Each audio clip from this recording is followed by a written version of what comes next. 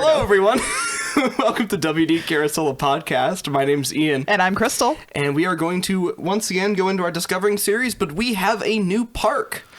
Oh, I thought you were going to say we have a new guest. He's staring.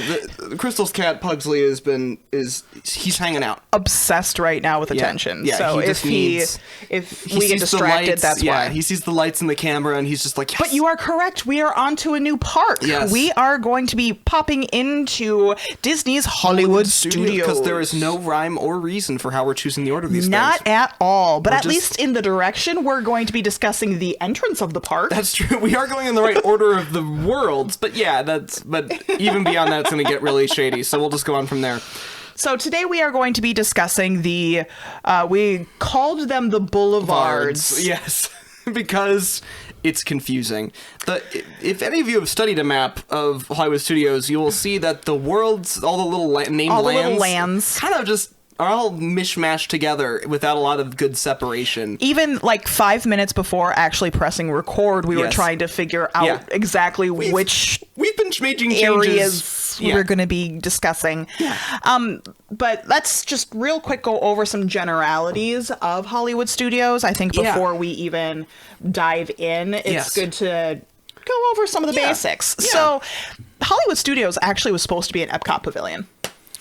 That makes sense. Originally, it was going to be part of Future World, and then this is the era of Eisner.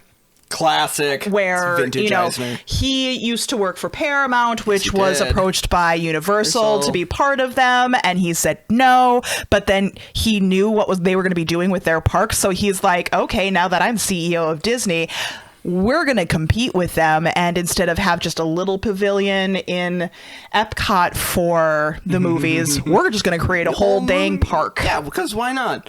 This is not relevant at all, but apparently Paramount went on to buy like an actual entertainment like theme park company, and like for many years they actually, I cannot remember the name of which company they owned for a while, but they actually, like, Paramount properties were in theme parks for quite some time until they were like we can't do this anymore. But anyway, so thanks, Eisner. And this was intended to be only a half-day park because it was a functioning studio at the same time. Right. They had movies that they'd done there, and some of the lots and sets were supposed to have like live filming done as well during the day. Unfortunately, they canceled that right quick because of the sounds of guests coming through the park was just too loud. Yeah, and then there was a second reasoning that I had heard about for this. Was the idea was that they would go and tour. So let's say you're going to shoot the new episode of some big famous show, and they're going to shoot it at Hollywood Studios. So they're making all the interior sets for like the Pirates 2, and they're trying to make it, and people are like walking through. Like, how's that going to work? Could you imagine just, like, having, like, a big new blockbuster and, like, people are just, like, looking in and seeing, like, what you're shooting? The only show that they did, quote-unquote, succeed at filming there was the new Mickey Mouse Club of the 90s. So that had Justin Timberlake, Britney Spears, Christina Aguilera, a whole bunch of name drops there. But that's the only live-action show that succeeded in being filmed at that park. Right, because otherwise there'd be a lot of problems trying to keep that under wraps. They did get some animation done though. Yes. Which was pretty good. They did some partials of the big guys, so we're talking Little Mermaid, Beauty and the Beast, Aladdin, and then they did full animations of Lilo and Stitch, Brother Bear, Mulan. Yeah. So they did actually function as a studio for a while. But their idea of competing with Universal as a live production facility was not a competitive offer to anybody. No. So.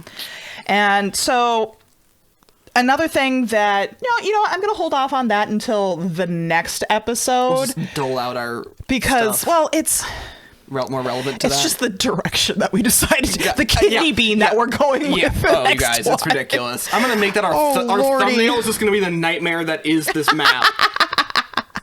I don't have a paper one to hold up for you this time. It'll be fine. That's so funny. Yeah. So let's talk about the background and history a little bit more of what you have. Yeah. So so like I did generals and we're focusing on the boulevards. Yeah, which we divide and conquer. It works. So we said the boulevards. So that actually means we're talking about Hollywood Boulevard and Sunset Boulevard. The only reason that we put them together is because they're like geographically close. Like that's like they connect. That's like the only reason we're saying it's Hollywood like Boulevard is entrance. Yep. And then Sunset Boulevard is to the right.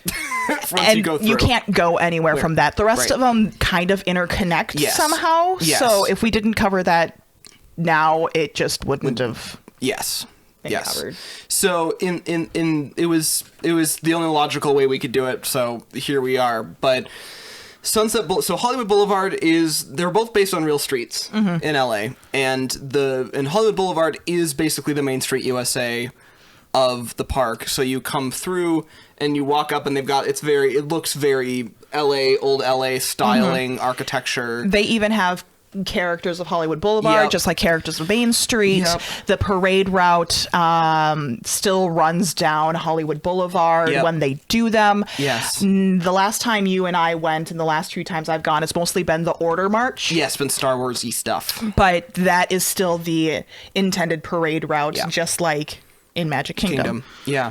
So that's kind of the like you said, it's like there's like they have like the 1940s starlets and leading men kind of thing with improv actors that they have. They're pretty good to be able to interact with guests. Yeah, they're pretty cool to see. So that's a thing. And then when you take a right, then there's Sunset Boulevard, which is also named after Sunset Boulevard, and it is actually the first expansion of Hollywood Studios in general. Which is kind of why it makes sense that it's just kind of this weird offshoot into one direction. But that was in 1994. Otherwise, they're both kind of supposed to be set in sort of like the golden age of Hollywood a little bit, kind of just overall. There's not a lot more theming to it than that, to be honest. Well, you probably have some. Lots of little details, as there are in every single park, because this is Disney, but I'm only going to be covering like a slight overview of them. We're not going to go too hardcore. Yeah. Because we'll probably talk about them separately at some point anyway. Yeah. These are supposed to be. But let's just start our walkthrough then, because that makes sense. We can right into the enter into the park, and the first thing you're going to see is the Crossroads of the World statue. It's actually a exact duplicate to the one that you find in Beverly Hills, which is actually known as the first shopping mall of America. There you go. But continue. On there is a difference, which happens to be a statue of Mickey at the top. Yeah. Oh, yeah. Serves two purpose, though. Little difference there. Not only because he is the token character of the Walt Disney Company, but his right ear is actually made of copper, and he acts as a lightning rod. Oh! So that way you don't get electrocuted. I love that. Yeah. The other thing to point out, as we're walking into the park, the main entrance is actually based off of the Pan Pacific Auditorium, like that kind of like retro... That I can't. Why am I? There's a specific name. Mid-century modern. Mid-century modern. Yeah. They have beautiful. Like some other like Hollywood specific kind of subset of that. But yeah. Anyway, that's all I got for the intro. Yeah, and when you enter in on the right hand side, you're gonna notice all of the gas station, the little gas pumps and stuff. So those actually have, significance as well. The numbers that are on them. Just not give him attention. Don't mind him. The cat's here. It's just you see his tail. Their numbers are actually coordinate with the opening dates of the different parks. So just like in Casey Jr.'s area in Magic Kingdom. Yeah. There's the gas pumps that... Okay, stop. Puzzly's here, by the way. He's hanging out. I love you. Off, please. No, not sit down more. Oh. Okay. Cat stuff. Cat things. After that, you head into basically the hugest shopping district in Hollywood Studios. It is store after store after store after store. Yep. Their street fronts, are themed to existing shops. So like the dark room actually exists in LA. Yep. As the original dark room. They have I'm not sure if this is down Hollywood or if this is down Sunset, but I just thought it was hilarious. They have Mickey's of Hollywood. I will talk about some of these. Oh, you will? Yes. Oh, I'm getting ahead of myself. Yeah, it's okay.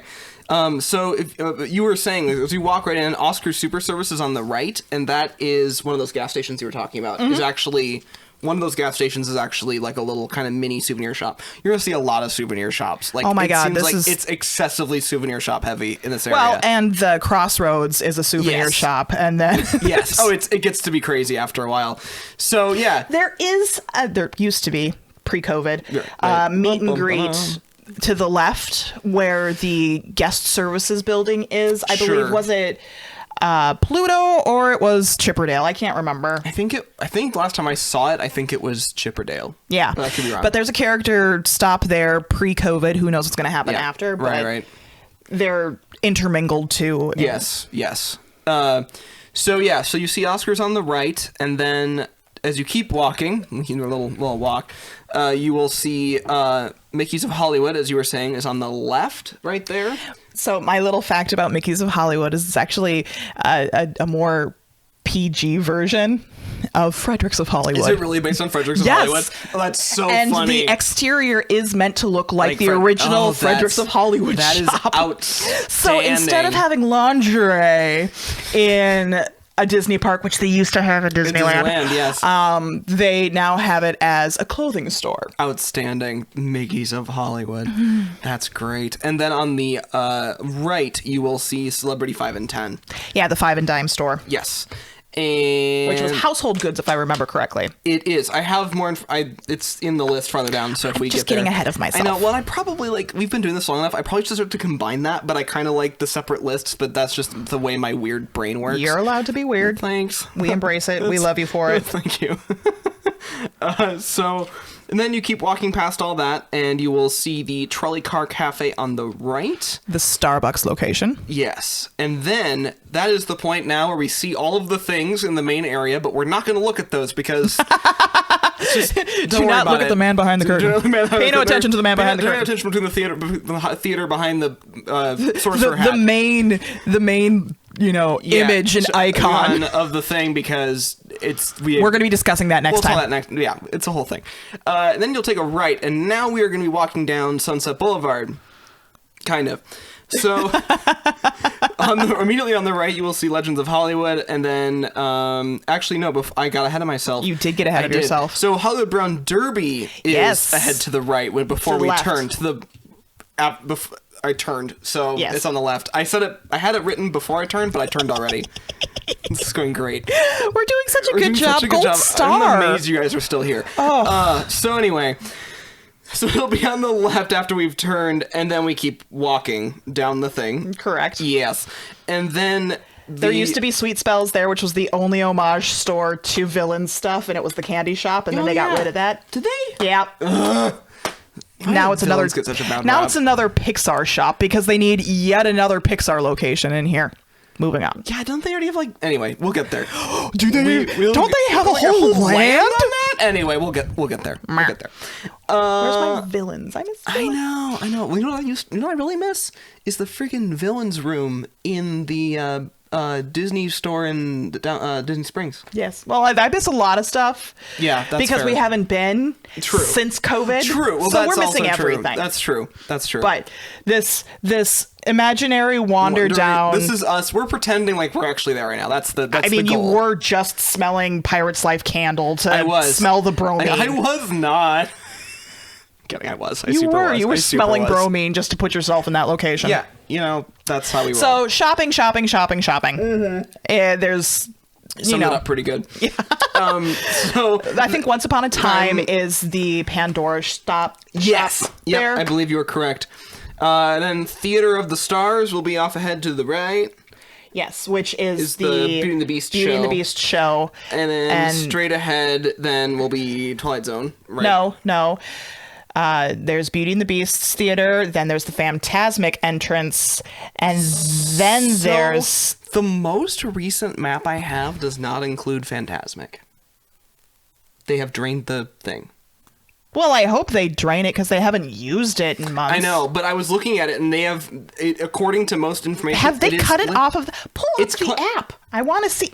Okay, on the app it's there, but on one of the maps it's not. Or on the main map that I saw, in the list of things where you would see it in that area. Anyway, I have a note on this later, but... Yeah, it won't let us go down far enough. And if you look over at the thing, it's not in the list. It's like physically not. Weird. It's like so this is like the latest like map that they put out. And it's I love not how there. all of our listeners aren't even being able to see what we're talking about. But yeah, this was something So I actually odd. was gonna talk to you about this before we started, but then I forgot. But yeah. So I actually listed Phantasmic as like a not active attraction in this list because it is, according to everything right now, they said that it closed when the park closed in due to COVID. March. Yep. And then when the parks reopened, it remained closed, and they've drained the pool, and they don't know what they're, and it's But like, they've also it's all stopped unlisted. all fireworks shows Agreed. and Yeah, after hours events. A lot of stuff that they're not doing, but they made it look like that it was closed. Like all of the data on like Wikipedia and a couple of the places were listing it like it was not an open attraction. Well, I have facts for it that I'm going to talk about later. That's fine. We can do that. But anyway, that was the reason I did not include it, was because it was the information was like very much like this is not an active attraction. So I know. So anyway, you're right though. If you kept looking to the right of Tower of Terror, like that'd be the path down to the thing. No, I'm gonna challenge you on that, because I was watching Tim Tracker yesterday, and the billboard right next to Tower of Terror is still up talking about Phantasmic. Cool. I mean, Cool. whatever. It's fine. Like I'm just using the information that I found. I know. So It's nice to see that it's still there. I know. I understand the. It doesn't exist to us. We're still in Minnesota. It doesn't matter anyway. But yeah. So anyway, if you're going to we're in a world that Phantasmic is running right now. It's just to the path is just the right of Twilight Zone Tower of Terror. That's correct. Moral of the walkthrough. That's what's happening. And then there's Tower of Terror itself, swinging around. Then there's also a Joffrey's Coffee over there, like between the Phantasmic thing. There's not a lot of Joffreys there. No, there isn't. But that's the one Joffrey specific spot right there. And then that's at the exit. Yes. Yes. A little cart or whatever. Yeah. And then you take a left if you're standing looking at the Tower of Terror. Take a left, and then you will walk under a kind of banner thing, like a little like archway, and then you will see Rock and Roller Coaster featuring Aerosmith. Rock and Roller Coaster was spelled wrong here, but that's fine. That was you. That was all you. Me. No, I wasn't blaming you. Just noticing that it was my notes and I spelled it wrong. Because I do it right later. Anyway, it's fine. It's just. I'm having a moment. Quality. Yeah. Quality content, guys. That's where Rock and Roller Coaster is. And then... And the Lightning McQueen. And the Lightning McQueen thing is Race past Academy.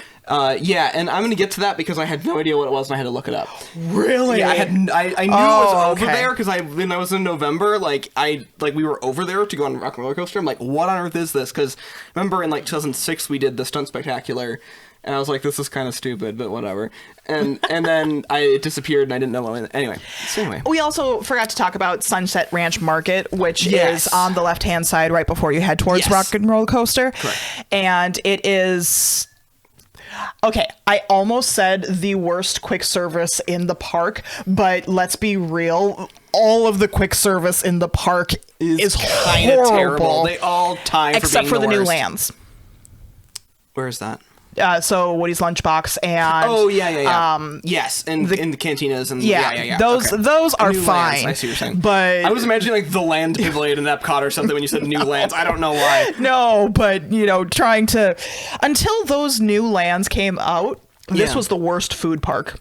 It truly sucked. It's terrible. It's very it's like Universal. Sorry. Oh my god, it's horrible. Sorry, I just said that. But yeah. It's there's not much to grab. There's not, it was always kind of crappy, and it's still kind of crappy out in the main kind of older areas. But I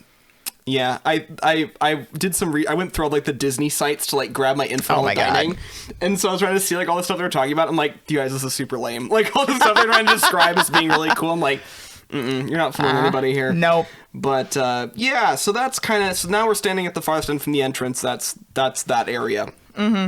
It's So let's just talk about some of the attractions. Yeah. Shall we? But we're going to avoid the first one on the list. Oh, absolutely. Yeah. Again, we'll get to it. Next episode. in order on the list, we'll cover Rock and Roller Coaster, which is the one that we had just talked about. Yeah. Been to. I haven't been to. Yeah, well, yes. It is probably one of my top 3 favorite roller coasters on Earth. It was the first big roller coaster that Disney had. Yes, like an adult roller coaster. Yeah, I mean, like, unless you counted like a Space Mountain or a Big Thunder or something. But those are family friendly. Yeah, and that's true. I would still say, like, of all the coasters I've been on in the world, like, Rock and Roller Coaster is still much more tame than like for example, like the Hulk and like Universal. Like that's like it's like you get to those levels of coasters where it's like, this is too much. Like I can't. There's no blood in my head. Like that sort of thing. Whereas it's very exhilarating, but there's never a point where you're like, this is too much. This is ridiculous. So it's cool because it's a launching coaster, and it was the first ride in Disney. Roller coaster in Disney that had inversions. So it's got 3 inversions throughout, and they launch you from 0 to 60 in like I want to say it's like just short of 3 seconds. I think something like that. I actually didn't like grab that stat, but you take off and you go directly into like a barrel roll. Like you just fly right into it. It is absolutely one of the most spectacularly fun in the dark roller coasters I think you can do. And you are strapped to a subwoofer, by the way. Like everyone's there are strapped. Actually 5 speakers it's crazy. Per seat. You're just like you have these speakers. There's 4 around your head and 1 on your butt. It is quite an experience to do. It's something else. But this is also a roller coaster where they actually kind of made it inside out, and let me clarify that. So they created and built the coaster and then made the building around it. Instead of making the building and then putting the coaster inside. It would be a pain in the butt to try to do it the other way around, I suppose. Probably. So that makes sense. And also, one weird little fun fact, too, is like they're doing with Guardians of the Galaxy, though. Yeah. Oof, that sounds like a pain. But they send, that initial, like, linear induction launch, which is same technology for the People Mover, by the way, but just a lot faster. What? Yeah. Imagine the People Mover going that fast. We would all be dead. Yeah. I think they tried that in Disneyland. That first corner. Yeah, we'd all be dead just from the G-forces. That one launch is actually enough to power you through the entire rest of the coaster. There is no additional power required. That one bit of momentum is enough to push you through the rest of the coaster. Oh, fun. Yeah. So, when you are in the queue heading onto the ride, you're going to hear the PA, and there are names that are going to be listed. Those are actually Imagineers' names that worked on the ride. Oh, fun. The electrical power boxes have initials and birth dates of the Imagineers as well. Cool. And if you are in the pre-show of the sound studio where you're watching them, get ready. They do like a Pepper's Ghost thing. Yeah. Well, there's also a hidden Mickey of the cords on the ground. You know what? I think I actually saw that. Yeah, they have like a mic cable coiled up into a hidden Mickey, which I'm gonna start doing to all my cables now. I think just take up more space. Make up more space, just so I can have hidden Mickey cables. My roommates will kill me. Anyway, it's fine. Yes. Yeah. Now, Tower of Terror is almost the best ride in Disney. I think it is maybe the best themed. Yes. It's just really good. I will contend that Haunted Mansion still wins, but Tower of Terror actually has a linear story. Tower of Terror tells a very specific, like you said, a very specific linear timeline that is really, really seamless, and their ability to tie together thrill and storytelling is, I think, better than anything else pretty much out there. Very, very recently, there's been some that have. Yes. But that's only been like in the last 6 years. And this came out like 15 years ago. Oh yeah, this came out. Was it longer than that? It was in 94. Oh, shit. It was in 94. I didn't swear. I swore. But yeah, it that would put it at 26 years old. That is crazy land. So. And the building is pink. The building is pink. The building is pink for a reason, though. Yes, it has to blend in with Morocco. Yes, because you can actually see the Tower of Terror from Epcot. Which is why it has that kind of Moorish influence, especially toward the top. Yes.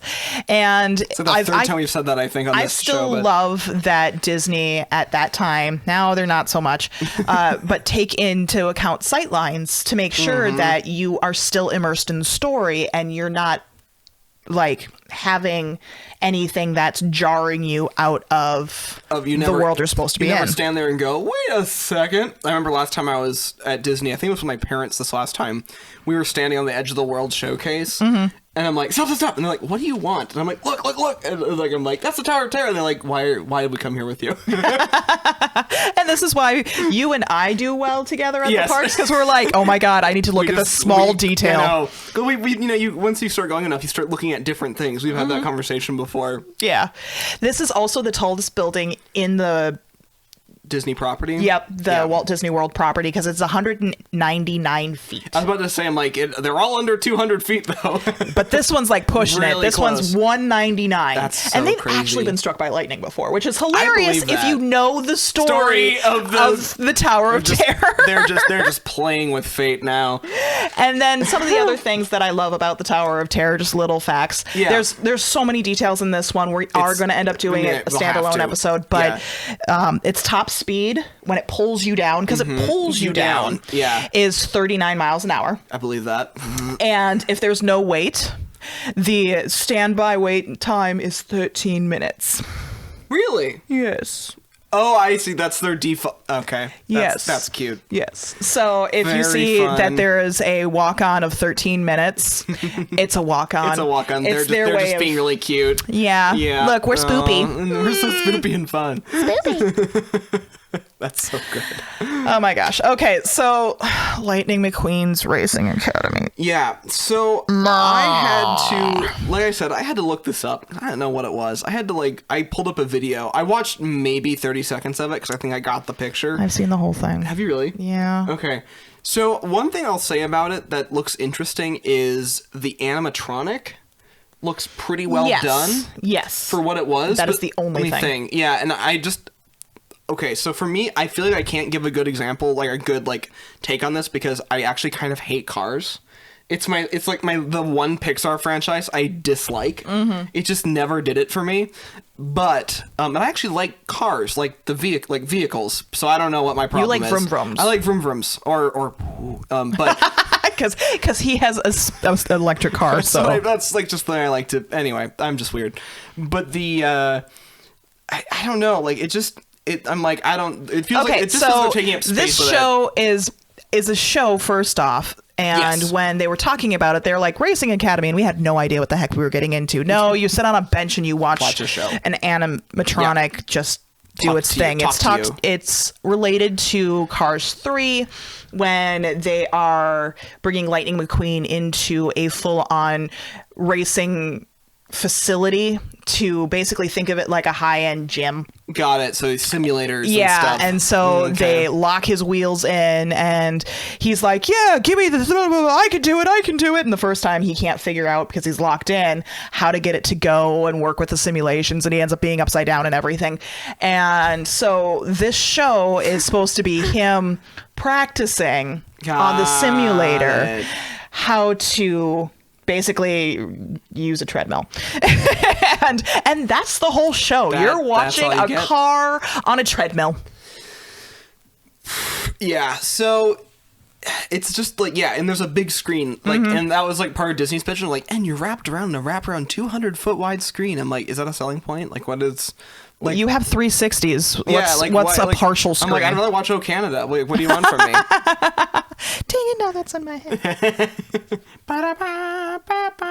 Okay. Yeah, so that is those. And then there's Theater of the Stars, which is Beauty and the Beast Live, which I saw about 6,000 years ago, as much as I can remember. And this was actually a Theater of the Stars used to be, there were two of them. So the first one is actually where the entrance to Sunset Boulevard used to be. The theater now. Used to be. Yeah, they knocked that down to create Sunset Boulevard, and then created a new Theater of the Stars. This is also, because they're not currently showing Beauty and the Beast live, though fun fact, they premiered that show the same day that the movie came out in theaters. Did they really? They did. 91. And the exact same day, and it's been going ever since pre-COVID. Right. But now that's where they moved the Grand Floridian players, the concert players too, and they called them a different show, and then they just canned them all. So now the theater's being empty, and I don't know what's going to be there. That's fun. Yeah. And then let's talk about Fantasmic a little bit. That's that was at Hollywood Hills Theater, which is not here. Yes. But... And my favorite thing about that one is, first off, Mickey has 5 different costume changes. Of course.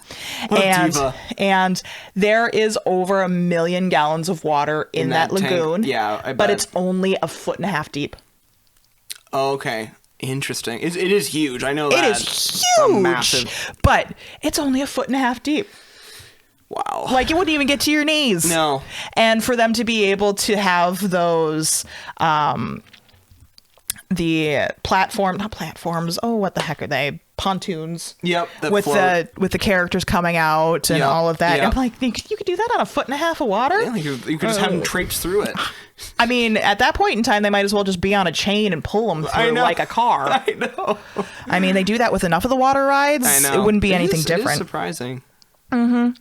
And it's, I think, the longest running nighttime show. Don't quote me on that one. That was still going. I believe that. At the time of COVID. At the time pre-COVID. Okay.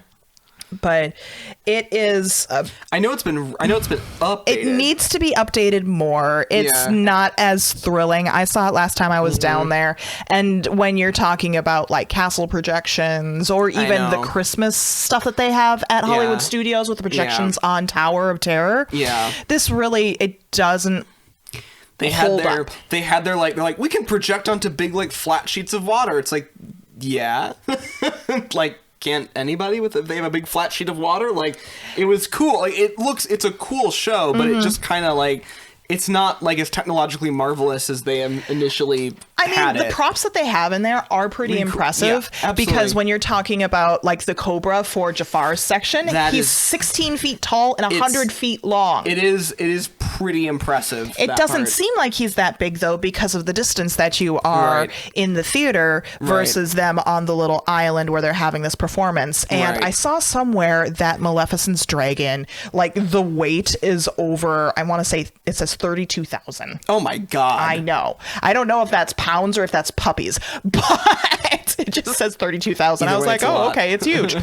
I mean, we knew it anyways. But I think that it needs to be updated because the content in there, though, I still am listening to the soundtrack during COVID times because it makes me happy. We've had this conversation. She can do it. I can't. It like makes me sad.